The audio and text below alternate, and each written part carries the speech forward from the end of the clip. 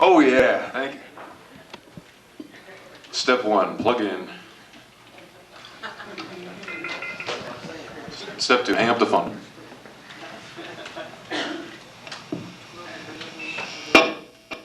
Working? I'm gonna start off with some rock and roll.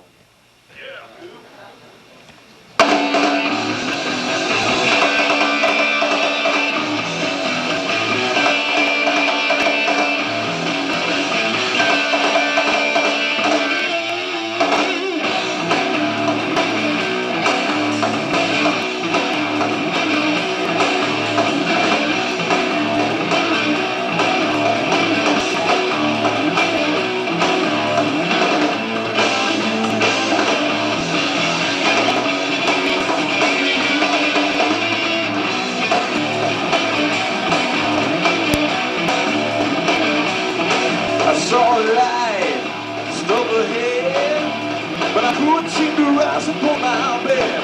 I'm not alone that I am.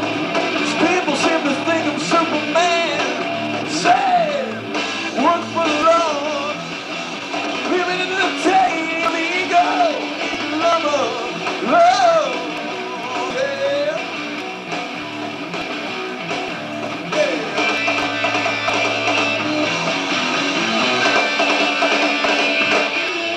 Another day, another night, I'm alone and wanna fight. I need some time, I've got to be alone. Gotta think it over on my own and say, work for the Lord, living in the day of the ego, love, yeah. Alright.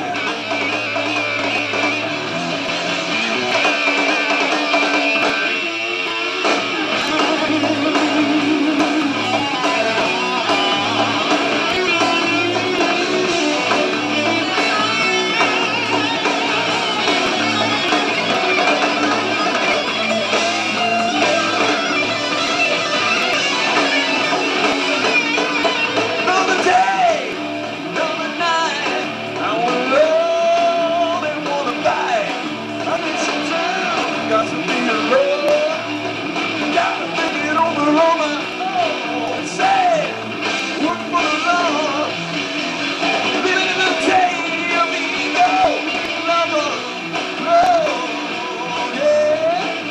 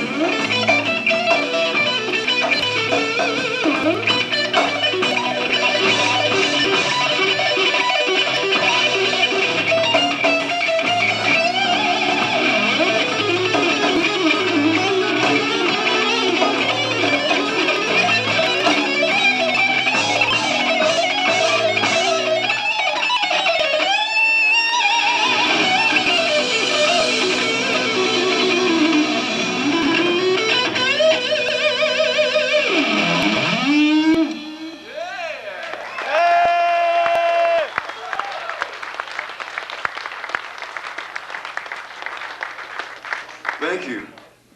My name is Paul Gilbert, and I play guitar in the band Mr. Big. And, whew, that's a lot of fun.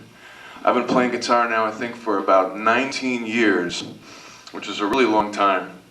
And I've been as guitarist for about 9 years, which I finally got smart. I dig them because they're easy to play. It makes my job much easier. It's, it gets kind of confusing. You got 4 fingers and you got to put them in a lot of different places, and it's nice when a guitar is easy to play. It makes life much more fun.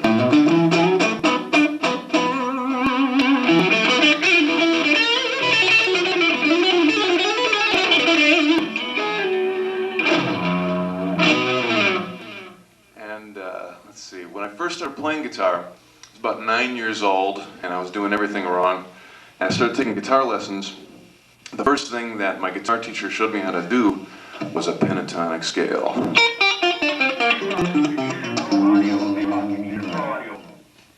Good morning. And I think that's an A, pentatonic scale. And I really didn't know what to do with it. It didn't sound like rock and roll to me yet, until I realized that you could do bends.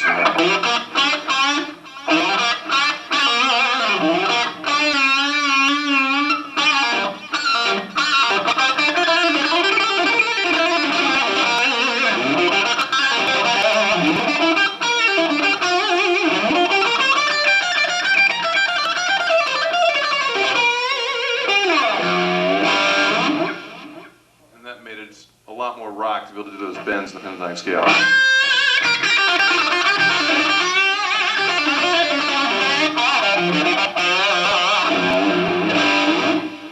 And pianos can't do that, which is really cool. You can press that key all you want, and I guess they've got those, what are the little whammy switch or whatever it is, but it's just not the same as a good guitar bend. And I think after listening to a lot of Led Zeppelin stuff and trying to do all the bendy licks, a couple years went by, and then the first Van Halen album came out, and that was really pretty terrifying. I'd never heard anything like that. I was 11 years old, didn't know how to do this stuff, although I had seen my uncle, who was a guitar player, playing some of the two-handed stuff, so I had a little bit of a grasp. When I heard a Russian, I could give it a try, and let me see if I can do it now, my copy band days.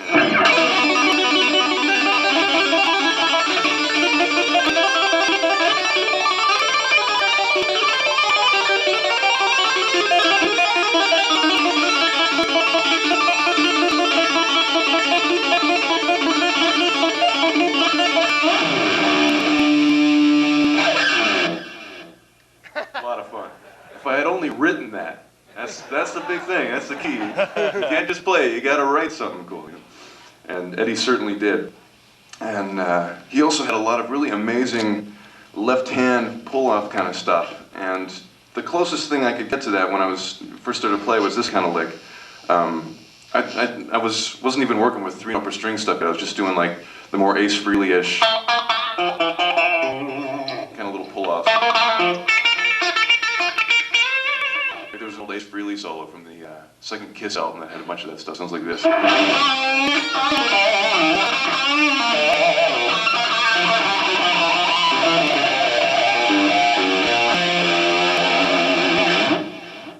Very cool stuff. You guys heard that before? Oh yeah. That's awesome. But a lot of times you can take something simple like that, just change it around a little bit, move that note up there, and added 1 note with my pinky. A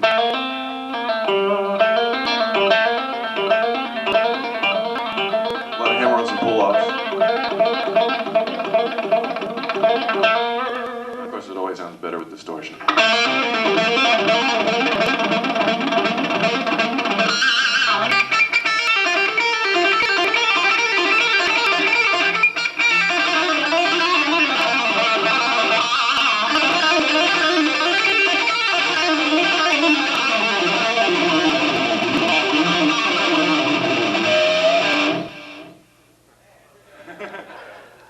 So I'm surprised too. I mean, sometimes that works, sometimes there's like a bunch of clams. I lucked out. Whew. And a lot of it's just variations on the same thing, doing, and just making the pattern slowly vary. It's the same notes, but just in a different order. It's one of my all-time favorites, sort of confusing.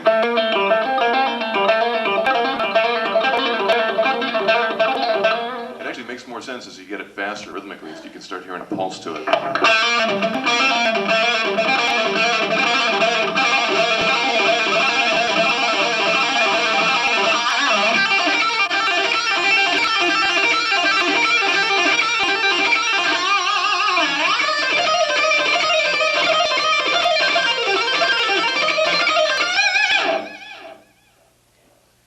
You see, these are easy to play.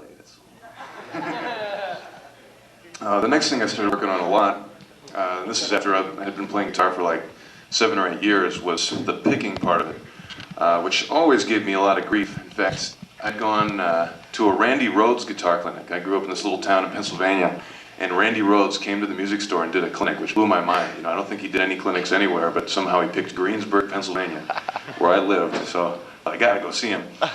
And I raised my hand, and he called on me. I said, "Randy, how do you pick? I can't do it at all." And he said, "Well, it's really easy for me. It's just like this." And he played some terrifying thing. And he said, "It's never really been a problem, And so I was still sort of on my own. And I think the first thing that really helped a lot was just doing that same, actually it's the same notes as that left-handed thing. But I changed the fingering a little bit and do it all with picking.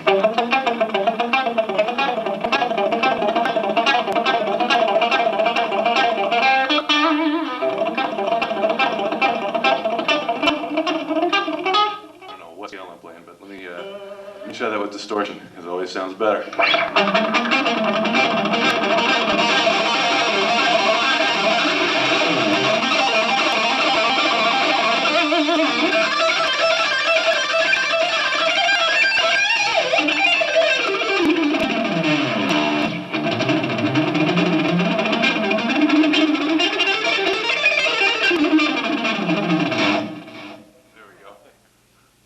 Woohoo!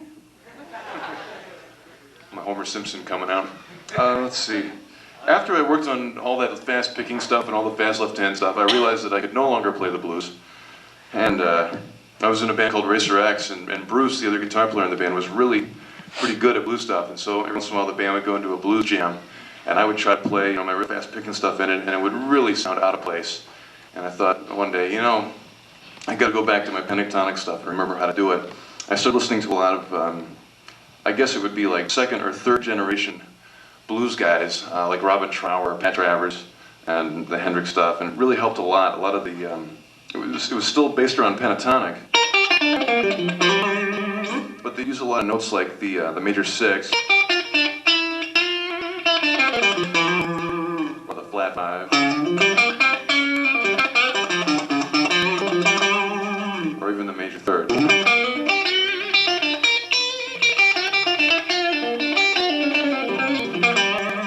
Occasional chromatic kind of.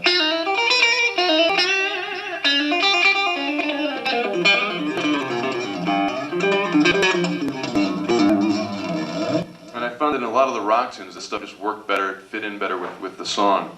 Most of the Mr. Big stuff is real based around that pentatonic playing with other kind of key notes thrown in. And let me see if I can do a little bit of that. One of my favorite Travers tunes.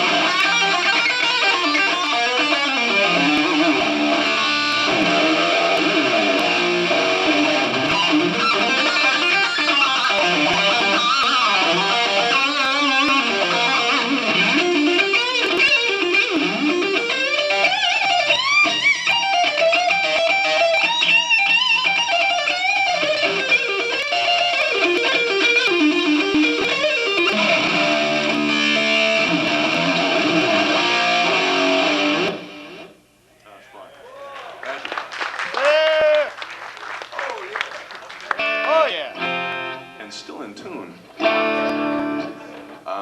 After that, I started working on a lot of other instruments, trying to play violin parts on guitar, or trying to play piano parts on guitar. And one of the most recent ones I'm trying to do is this cello piece by Bach. I don't know how to say Bach. I know it's like hip people have that little thing after it, Bach. But I feel sort of silly doing that. It's like, or is it just Bach? I don't know what country I'm from. But anyway, this is a Bach cello suite.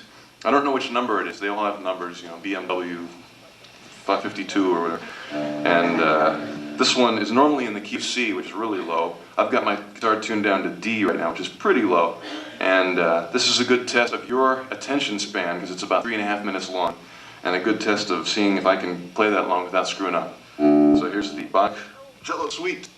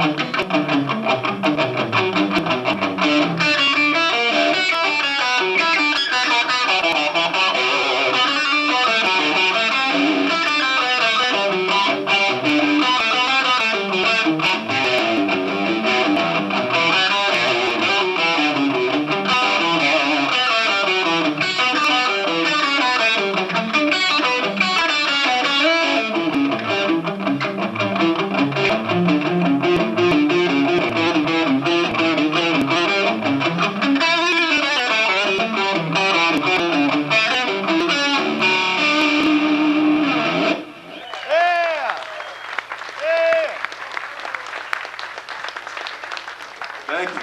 Hell yeah. You came on a good night so far. This next tune I'm going to play has, it starts off with some horn parts that I try to play on guitar, and then later on it's got a bunch of violin parts that I play on guitar, and all other assorted instruments all played on guitar. And it's very important for you to forget that you're a musician for a moment and clap along on this one when we find it on the tape.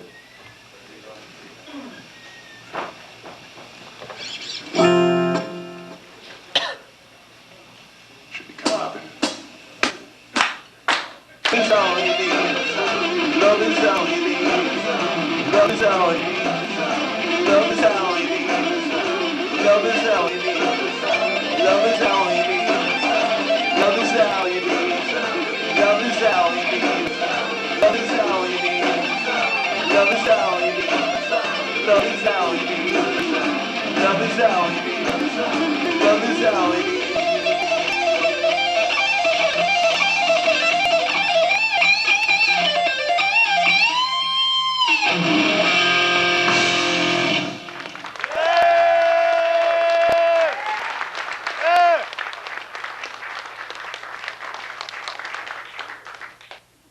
nice. And where are those t-shirts? Right over there. Right. This man right up front, clap the hardest. You get a t-shirt.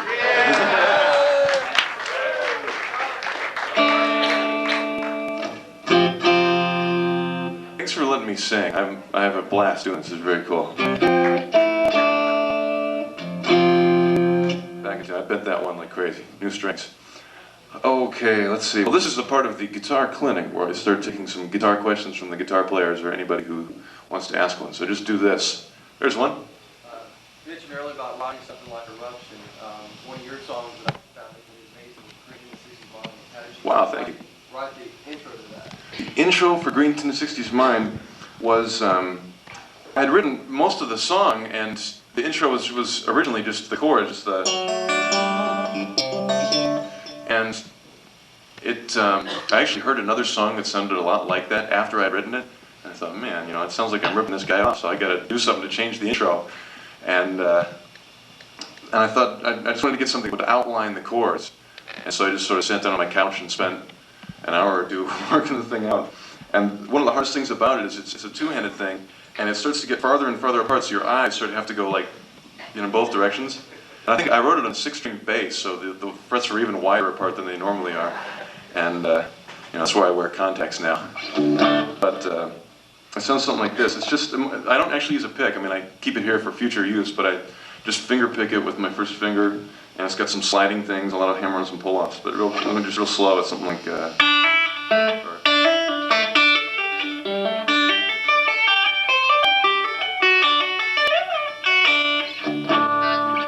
some distortion, of course, yeah.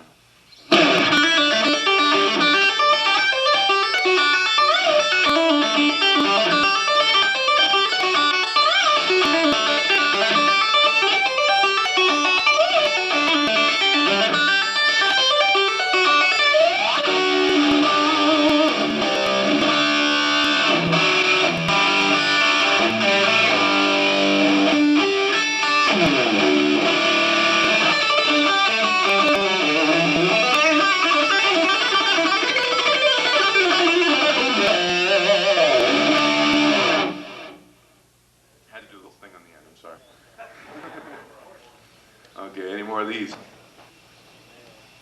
First, oh, there we go. What about, how long does it take you to get down I Understand? There's, he's talking about an instrumental tune I did called I Understand Completely, which, it was kind of funny because the company that put that out is one of the guitar magazines wanted to do this guitar compilation, Guitar World wanted to do a guitar compilation record. So I sent them a song that I already had. It was a different song than that one. And they got it and they called me up and they said, you know, this song's cool, but they're singing on it. And I said, yeah. You know, they said, well, we can't have singing. It's a guitar album. And I said, come on, you know, who cares? I mean, it's like the other guy's going to get mad because they're singing. And they said, well, yeah, I'm supposed to be a guitar album. There can't be any singing. I'm like, geez. You know. And so it put me in really a very, it put me into a dark mood. I mean, I was just feeling real cynical. Like, I singing, okay, I'll give them their instrumental song. Stupid instrumental song, you know. And so that song is me doing the most sarcastic instrumental song I can, just because, I mean, I'm guilty of this. I think most guitar players who do instrumental songs, you know, you basically try to play as fast as you can for as long as you can.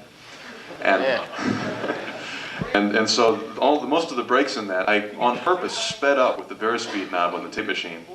I slowed it all the way down, played as fast as I possibly could, sped it all the way up, and thought, yeah, here's an instrumental song, you know. And then I just came with like the most, to me, the little riff at the beginning is like real happy but kind of sarcastic, you know.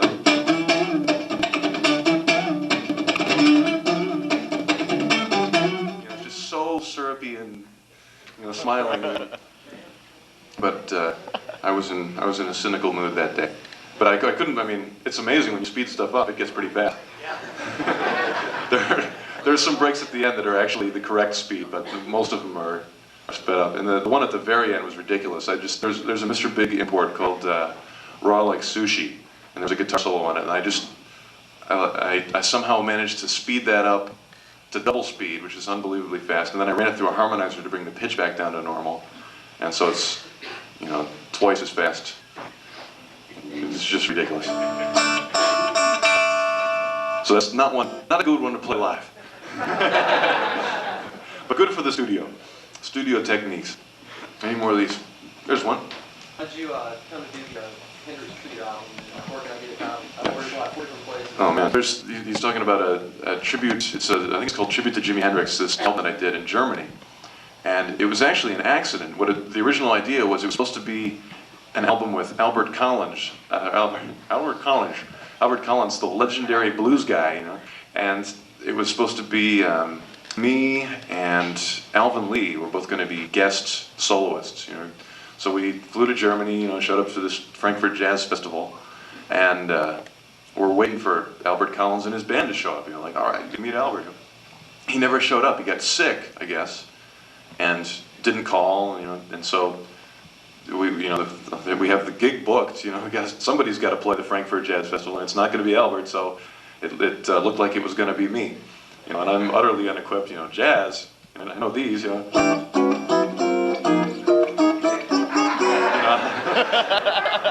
But that's, you know, it can take up maybe a good 15 or 20 seconds, and then I'm stuck.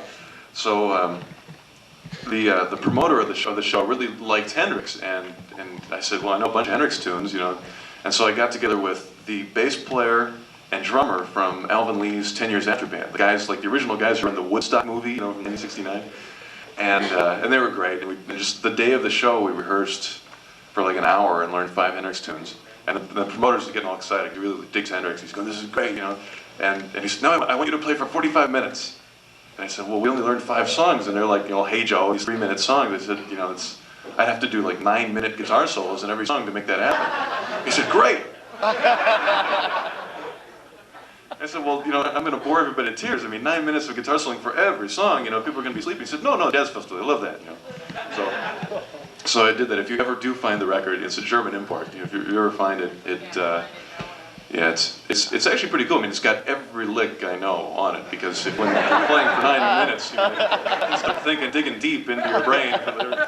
And I'm singing on it, which of course is a lot of fun for me. I don't know how much fun it is to listen to, but it's a lot of fun to do. And I think they redid the bass for whatever reason. I watched a video of it, and the bass was fine, so I don't know why they did, but they redid the bass in the studio, but all my stuff is live. And boy, that was a long answer. I'm sorry. I saw one over here. Yeah, the band and then clinics. How do you find time, or when do you teach at GIT? The question is about how do I teach a GIT with all this stuff I'm doing, recording and touring. I haven't been able to teach nearly as much as I used to. I mean, I probably did most of my teaching from about 1985 or 86 until about 88 or 89. Because when I joined Mr. Big, that's when things started to really get busy. And we're doing tours and albums. And so I try to get there maybe, you know, I'll be there maybe for a week or two at a time, you know, every year or 2 years. Every time I do one of those instructional videos, I always go there and I come up and I say, you know, I want to do just one-on-ones. Because to me that's the best way to teach, just, you know, one-on-one. I try to show you guys stuff, but it's difficult because you don't really know how each person plays. And to me, the best way to teach is just, you know, 2 people in a room, and you figure out what the person needs to do. And so for the instructional videos, to prepare for them, I'll do that, you know, for a couple weeks just to remember how to talk about guitar and remember how to teach. And so when the cameras start rolling, I don't completely screw up. It helps a lot. And back here, there's one. Yeah, you talked about the island and you used to play golf with the level and how that idea. I'm sorry, the second half? Is it Makita compatible? Certainly. Yeah, like occasionally I'll play the guitar with a Makita drill, which was basically an idea. I think when I first started playing Eraser X and started gaining some notoriety, and you know, people started talking about the band. Everyone was, of course, saying, you know, oh, it's this band. They got real fast guitar players, and you know, everything's fast. And you know, most fast guitar players, you know, they never smile. It's like, you know, big wince, and I'm always serious, and I play fast. You know. And I wasn't really, you know, I just wasn't really into that. So I wanted to somehow do a slight self-parody of playing fast. So a cool way of doing it would be to put picks on the end of a drill, and you know, here's some real fast playing. And it's turned into a great thing. We actually got a Makita endorsement from Japan. You know, I got a router and a bandsaw. Billy got a generator, which he used when the earthquake hit LA, and the whole power went out. He's, you know, he like powered up the whole neighborhood, and it's been a real cool thing. And of course, you know, it works perfectly. The Ibanez is the best guitar to use with the Makita. And there's one again. You're playing with Mr. Big, your solo has more of an improvised fiddle than your earlier stuff with Racer X. Could you maybe discuss your thought process that for both how you create your solos like Racer X and how you get down? Just what you're thinking when you've got the progression in front of you. Well, with Racer X, there were two lead guitar players. We did a lot of stuff in harmony, and because we didn't have ESP, we had to work a lot of the stuff out. But actually, on the first, like in the first Racer X album, it was real improvised because I only had about 2 hours to do all the solos. It was getting down to the wire. And it's like, okay, Paul, you know, if you got half the solos done, we've got 2 hours before you catch your plane home, and half the solos left to go. So, you know, one take. Here we go. 1, 2, 3, 4. And press record and did them. And with Mr. Big, a lot of times I'll try to work stuff out, and I'll get in the studio and try it, and our producer Kevin will just say, you know, it sounds worked out. Just improvise something. You sound better like that anyway. And so sometimes, I mean, like on this album, we did a lot of demos for it, and so I improvised the solo on the demo, but then I'd hear the demo a lot, and I'd sort of have something that sounded improvised, but I knew I was doing a little more, and I'd be able to be prepared for the bends and that sort of thing a little better. It depends on the song too. I mean, if it's a real structured song, sometimes a structured solo sounds better for it because it fits in, or if it's a real loose kind of tune, it sounds better to have a real loose improvised solo. So it just depends on the tune, which is, that's the big thing for me with Mr. Big is I really try to play for the tune. I don't want to be, you know, if it's some subtle ballad, I don't want to be, you know, going, playing some terrifying thing over the top, because it'll just sound weird, you know. They want it to sound natural and flow and be cool musically, hopefully. And another one of these. One more and I'm doing another tune. Next person gets a t-shirt. There you go. As far as guitar players today, For guitar players today, who interests me? Eric Johnson is really happening. Yeah. I don't know. He's one of those guys that I listen to him and I have no idea how he, you know, I can't immediately think, well, his fingers are doing this, you know. I'm just utterly bewildered. And actually that doesn't even matter so much as I just love his music. I think most of the guitar players that I really like now are guys that are in bands that I like music of. Like I really like Ty Tabor from King's X, because King's X has some awesome stuff. I like Zakk Wylde's playing in Ozzy. I think he has some really cool vibrato and unbelievably fast pentatonic legs. Those are probably the main three. I mean, and actually, this is funny. I just realized all these guys are from Texas. I was just about to say another Texas, because you know, Dimebag Darrell is unbelievable. So I don't know what it is about Texas. I just realized, you know, it sounds like, you know, when I go to Seattle, believe me, I don't go like, well, my favorite is Pearl Jam, and it's the same everywhere. I like these guys. You know, my wife's actually she's probably a bigger Pantera fan than I am. She's like, you know, she's the headbanger of the family. But every time we listen to it in the car, I'm like, oh man, you know, the guitar, Darrell sounds great. You know, really, you know, great vibrato and unbelievable phrasing. And, you know, of course, the grooves are unlike anything. I mean, the Pantera stuff is ridiculous. Really neat. I mean, I think if it's sort of like, you know, it's beyond Racer X, just heavy, intense stuff. And let's see. That was the last question before. This next tune. This is an ELP song from about the early 70s. I don't know remember which year, so you gotta turn the clocks back. And I tried to learn the keyboard parts of this song, because Keith Emerson was definitely the premier keyboard dude at the time. And this is a song called Carnival Number 9.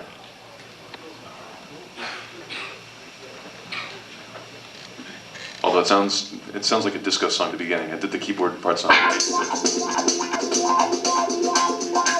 Welcome back, my friends, to the show that never ends. We're so glad you could attend. Come inside, come inside. There behind the glass, there's a real blade of grass. Be careful as you pass. Move along, move along. Come inside, the show's about to start. Guaranteed to blow your head apart.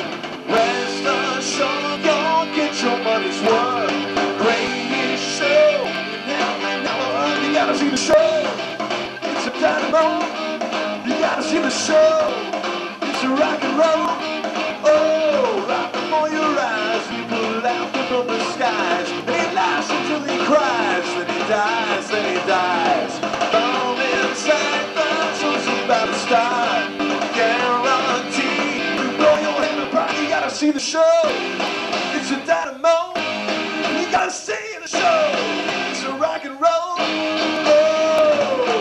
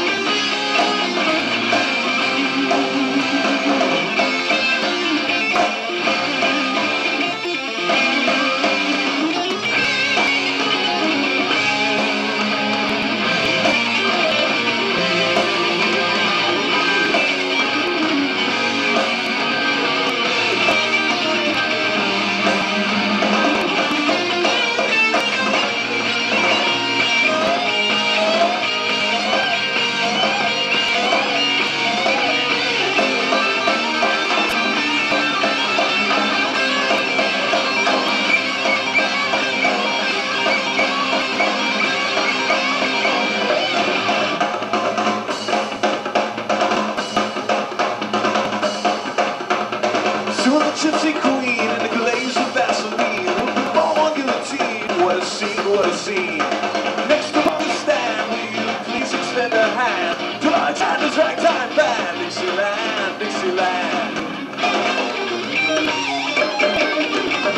Roll out, roll out, roll out, see the show.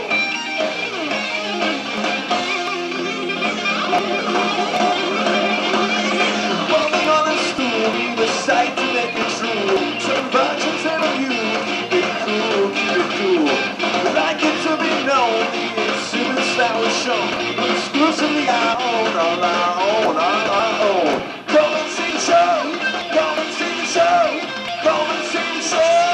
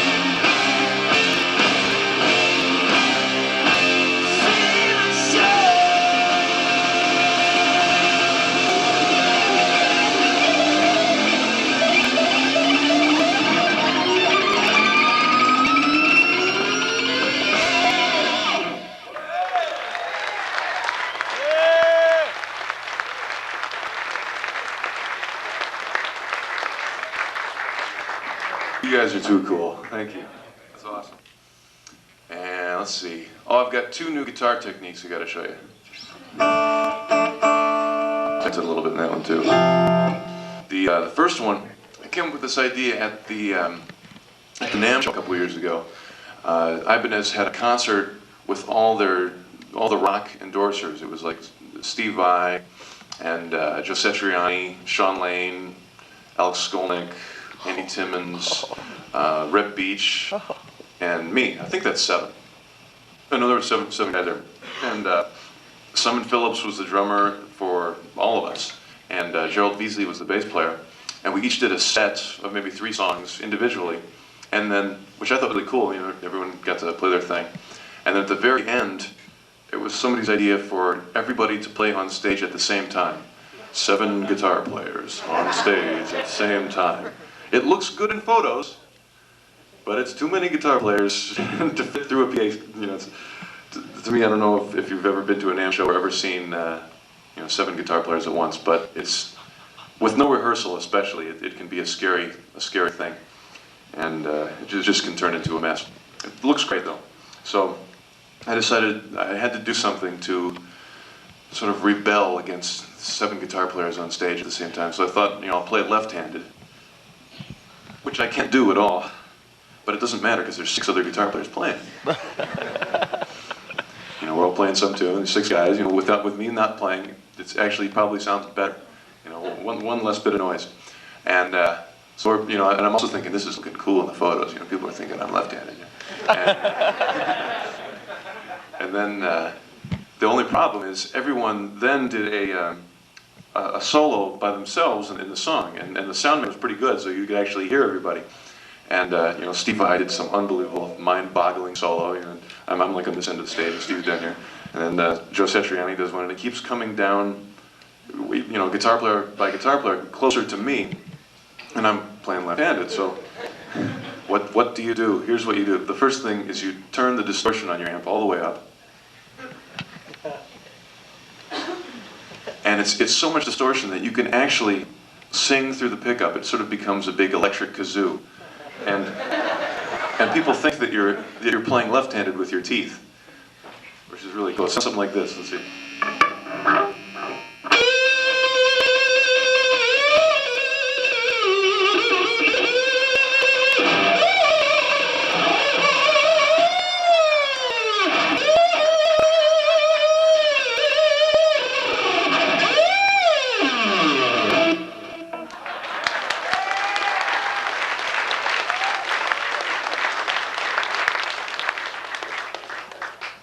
Thank you very much.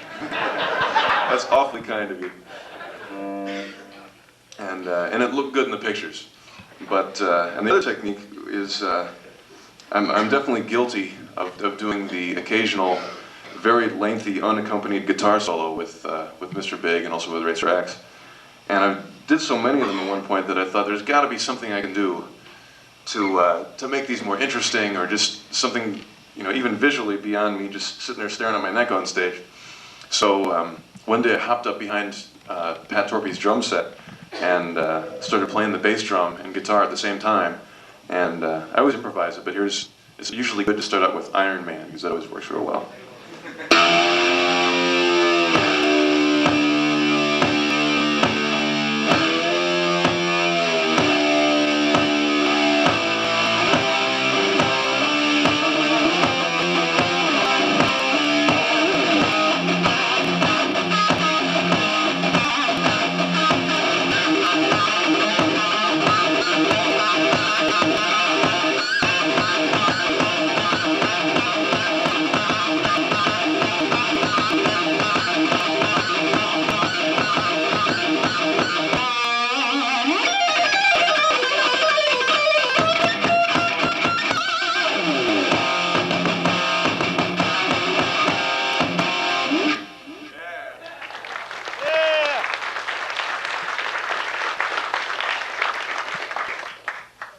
Thank you. So those are my new techniques. Trying to get beyond the you know, the sequences that sound the same. And let me do one more tune, and I'll take some more questions. This one of my favorite old Hendrix tunes. Next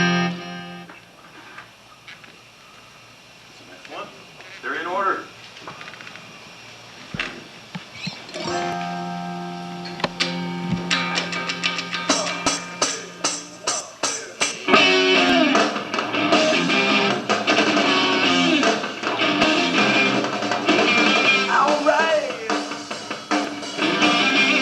Take this, baby. You don't tell me I don't care about that.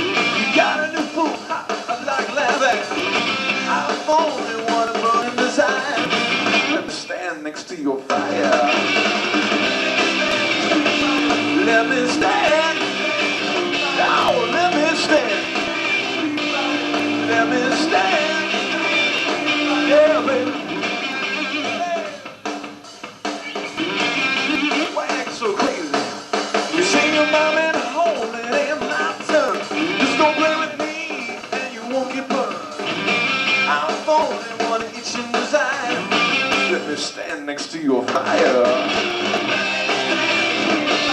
Let me stand. Oh, let me stand. Let me stand. Yeah, baby. Oh, move over, Lord. And let evidence take over. Yeah, you know what I'm talking about? Yeah, you know that.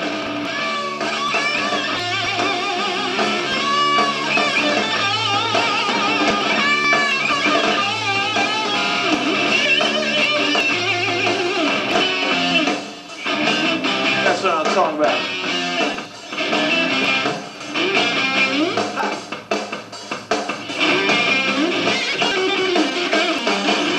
Give your money, you better save it, babe. Save it for your rainy day.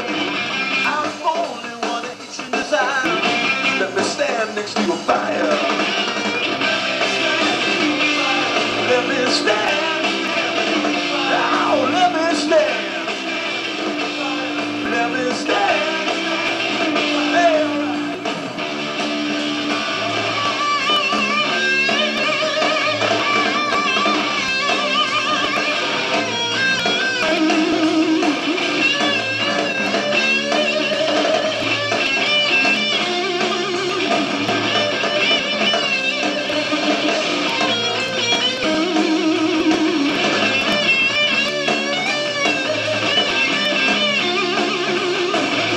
novel, but also